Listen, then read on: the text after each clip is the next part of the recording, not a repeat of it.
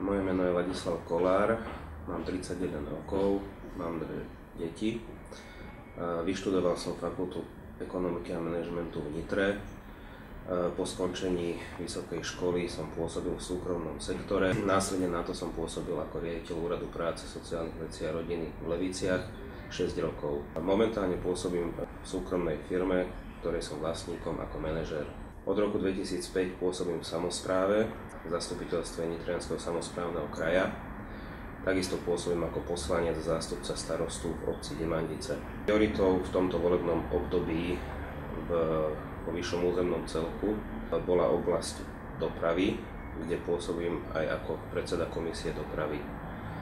Také najvýznamnejšie úspechy, ktoré boli dosiahnuté počas týchto 4 rokov, zrekonštruovalo sa 84 km ciest za vyše 15 miliónov eur, zaviedli sa čipové karty pre cestujúcich v autobusovej doprave za symbolické 3 centy a ako jediný kraj sme znížili ceny cestovného.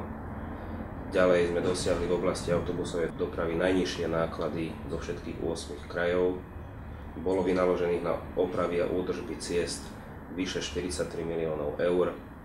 A čo sú vlastne hlavnými prioritami do budúceho obdobia, to je naďalej sa starať o kvalitu ciest v Nitrianskom kraji, aj keď je momentálne situácia finančná horšia ako po iné obdobia, a samozrejme starať sa o komfort cestujúcich v autobusovej doprave.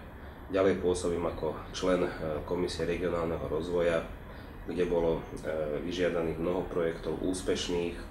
Činnosti LEADER alebo v projekte LEADER, ktorý bol vytvorený pre mikroregióny, sme získali vyše 10 miliónov eur a to je vlastne 1/3 z celkového objemu určených pre Slovensko.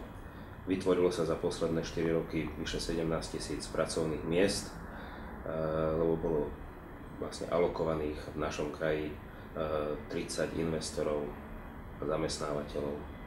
Do budúceho obdobia samozrejme chceme pokračovať v žiadaní prostriedkov z európskych štrukturálnych fondov a samozrejme plánujeme vytvoriť cca 6 000 pracovných miest. A týmto opatrením sa znížil dopad hospodárskej svetovej krízy na náš kraj v maximálnej miere.